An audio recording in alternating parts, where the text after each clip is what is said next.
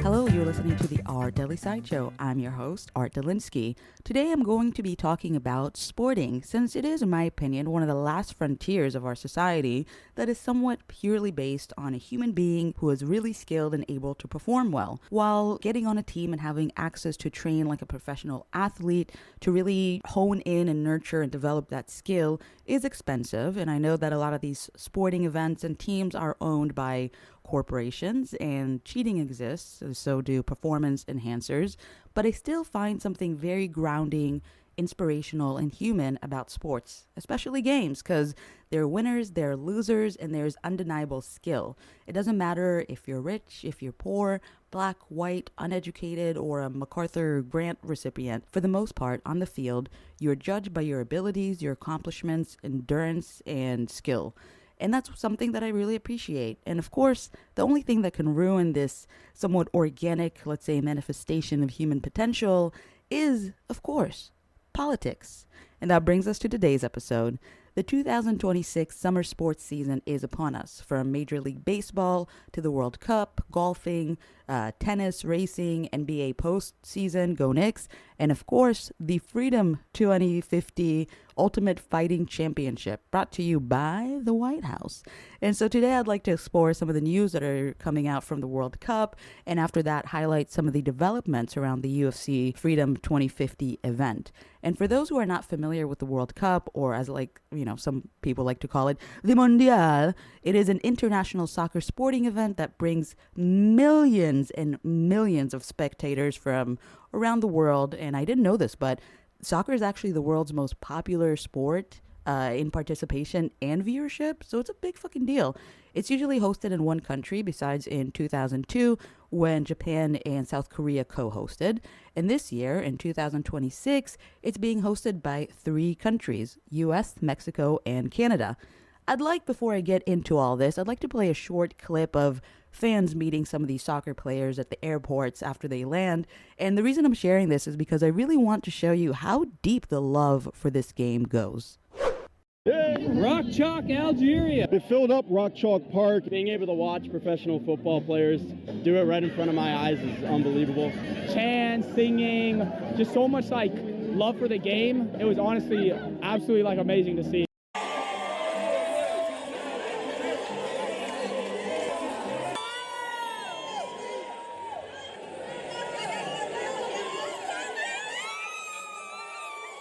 I love those videos so much. You can really see the love of this game is something that's shared across ages, races, gender, cities, countries, and it's just so beautiful to see.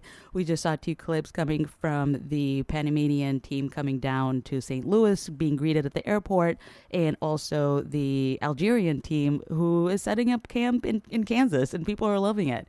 And while many of Americans are happy that they won't have to travel outside of the country to see these matches, we have FIFA professionals and staffers and thousands of ticket-holding fans from mostly African and Middle Eastern countries that are facing last-minute visa changes, restrictions, and even entry denials. And why is this happening? Well, one could say that America is being run by people who hate immigrants, especially if they're black or brown. And well, not to be that guy, but soccer is pretty heavily dude-dominated, and the global talents and contribution in soccer culture or football culture is overwhelmingly, black and brown, including the fan base. Another read on the situation could be that right now the U.S. is indeed in an active war, even if some people don't want to call it that.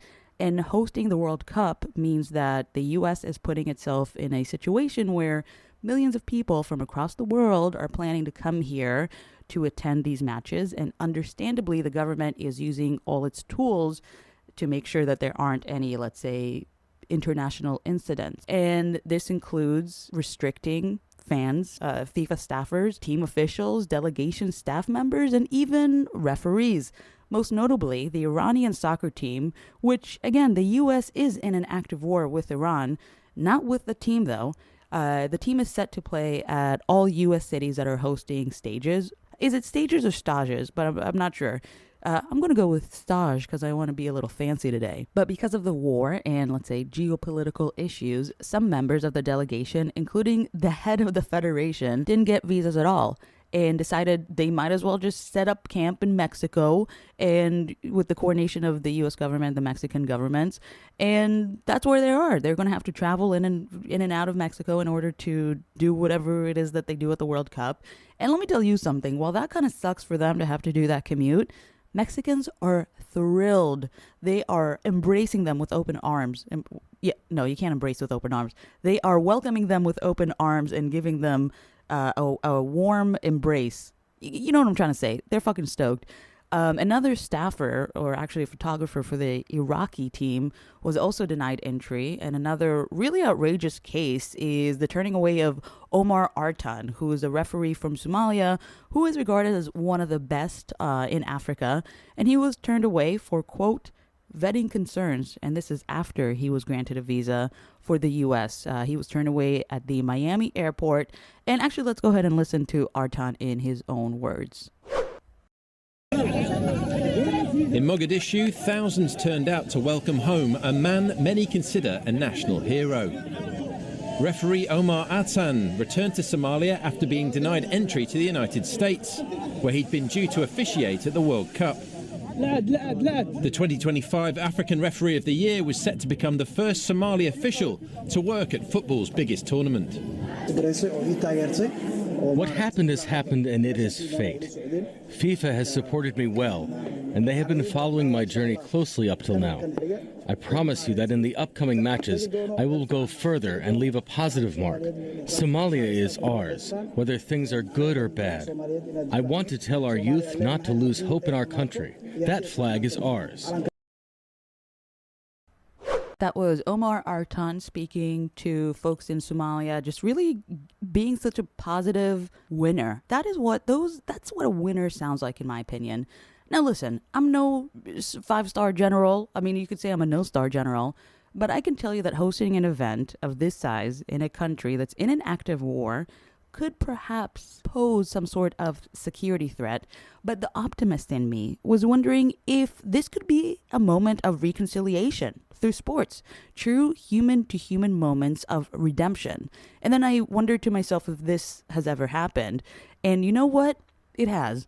During the Nazi regime, Lutz Long and Jesse Owens in the 1936 Olympics, during the Cold War in the 70s, a conversation between two players from the American and Chinese ping pong teams unlocked diplomatic relations between America and China, which is pretty cool. And another example is India and Pakistan. They managed to establish new lines of diplomacy in 2010 when a Pakistani and Indian doubles team made it to the U.S. Open. But has sports ever really done anything more specifically around war, not just diplomatic relations? Well, dude, kinda, yeah. In 2005, the Ivory Coast was in a civil war. That year was also the first year that the country's soccer team qualified to play in the World Cup. And I want to share this just really amazing snippet, short clip explaining what followed. And some of it is in French and there's subtitles. So if you don't know French, just watch the video. With the Ivory Coast split along ethnic, religious and regional lines, the conflict that began in 2002 had left thousands dead and over 1 million displaced. Tension was brewing ahead of the upcoming national elections. The prospect of further pain and bloodshed was a very real one. Managing to put the situation at home aside for 90 minutes, the Ivory Coast beat Sudan 3-1 to seal their place at Germany 2006. The celebrations in the dressing room were wild, and sensing an opportunity, Captain Cyril Domero invited the media inside. He then grabbed the microphone and handed it to Drogba, the star of the team, national poster boy. Drogba found the first camera, stared down it, and pleaded. Ivoiriens, Ivoiriennes, du nord et du sud, du centre à l'ouest. Vous avez vu, on vous a prouvé aujourd'hui que toute la Côte d'Ivoire peut cohabiter, peut jouer ensemble pour un même objectif, se qualifier pour le mondial. Vous nous avez promis que cette fête allait rassembler le peuple. Aujourd'hui, on vous demande, s'il vous plaît, on se met à genoux. Then Drogba and his teammates knelt in unison on the floor, arms wrapped around each other's shoulders. Pardonnez. Pardonnez. Pardonnez. Le seul pays de l'Afrique qui a toutes ses richesses ne peut pas sombrer dans la guerre comme ça. S'il vous plaît, déposez tous les armes. Faites les élections, organisez les élections et tout ira du mieux. Then Drogba and his teammates stood, smiled, and began to sing. On veut s'amuser. Arrêtez vos fusils là. The elections took place without any bloodshed. And by the time Les Elephants lined up for their first ever World Cup match in the summer of 2006, the civil war had ended. A moment in history that can inspire us right now. And I know that their story is a little bit different than what's happening today, but I think that the general sentiment remains. We are people. We are not our governments. And so I'm going to keep, every time that I'm on here, I'm going to keep begging you not to let statecraft, agitation, propaganda make you hate people that you don't know in real life. I'm really looking forward to see how these games bring out the best and maybe the worst in people. And you know what? I'm here for the ride. Speaking of being taken for a ride, the Freedom 250 Ultimate Fighting Championship is set to take place this Sunday on July 14th on the White House lawn. I don't know how that's legal. However, 2 Virginians are suing the Interior Department and National Park Service, aiming to block the fight, citing corruption, personal gain for both Trump and UFC President Dana White, the lack of congressional approval, and some other shit. I'm not a lawyer, okay? But the objections to this event are pretty reasonable. And I'll be honest with you, I don't think that the judge is going to find standing in it at all. Mostly because I think they filed just a little too late. But I'm not a lawyer. So let's go ahead and listen to a lawyer and what he has to say. This is Zach Schoenfeld. I don't know how to say it. Legal affairs reporter over at The Hill. They say that these plaintiffs have simply no right to actually file a lawsuit. And so the argument from these plaintiffs, they have to show that they have suffered some sort of particularized concrete injury in order to move forward. And so their story is going to be, you think about someone like this veteran who says that he is now a rideshare driver, drives by the Vietnam Memorial, which is right next to the Lincoln Memorial. And in his words, he says that he believes that this weigh-in and some of the events set to take place this coming weekend are going to disturb the tranquility of that memorial. So it is an argument, and we'll now have to see whether a federal judge is going to agree with it. And how is the Trump administration responding to the lawsuit? Well, we're still waiting for them to respond in actual court papers. This lawsuit very fresh, just coming in over the weekend. But meanwhile, we are hearing public reaction from the White House in a statement calling this lawsuit obstructionist and baseless. Thank you, Zach. Some of the other examples of the Trump UFC-related corruption charges or objections that the plaintiffs are bringing include the commemorative UFC coin, a.k.a. the Freedom... I can't believe this. Have you seen the movie Idiocracy? Hello, Mike Judge. I have a complaint. How did you know this would happen? Okay, I'm going to continue reading. The commemorative UFC coin, a.k.a. Freedom 250 themed silver golden medallions featuring Trump's face and Dana White's face, and they're being marketed as a collaboration between the UFC and the Trump organization, which, believe it or not, dude, the official UFC for this coin wouldn't let me get a screen grab, so I had to pull up my phone, take a picture of the screen, so I'll pop it up on the screen so you can see it. There's a picture of what they look like. There's also the lawsuit included the money that Trump invested in TKO Group, which is the parent company for the UFC. And there's also, I don't think this was part of the lawsuit, but just a general sketchy thing that is happening. A Trump-backed super PAC that's hosting fundraising events for the UFC and charging $1 million per person for, contribution as a donation. Another thing that I find unusual, it's not, again, part of the lawsuit, but just kind of weird, is that the UFC has full control over which news outlets will have access to the event, and it's just highly unusual.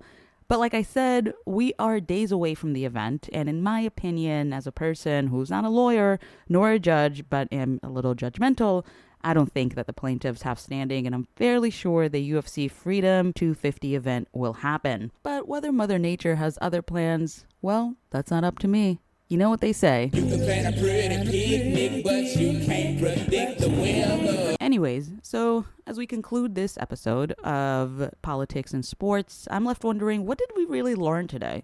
And I think that one of the things is, if you're going to invite people to your house, don't be a dick. And if you're going to have sporting events on the White House lawn, then maybe keep in tracking with the way that they used to do it back in the day, like when they had Little League tournaments and things for charity and egg tosses or egg ball toss. I don't know what they think that they do in Easter. Unfortunately, it doesn't seem like world athletes coming here for the World Cup are getting positive treatment. And I think that it's kind of bad, and I think that it makes America look really, really bad. That's all I've got for today. My name is Art Delinsky, and I've been speaking with you about the U.S. restrictions for teams and delegations coming here for the World Cup, as well as the lawsuit pertaining to the UFC 250 Freedom event. If you'd like to chit-chat, if you have questions, concerns, comments, you can hit me up on Instagram at ArtDeliSideshow. Per usual, nothing in this episode was produced, manufactured, written, scripted, helped with, or anything related to AI. This is an AI-free zone. I hope that you had a good time listening. And if you are going to any of these events, please be careful, be merry, be joyous, and don't bring your phone with you. That's all I've got. I'll see you next time. Love you. Bye.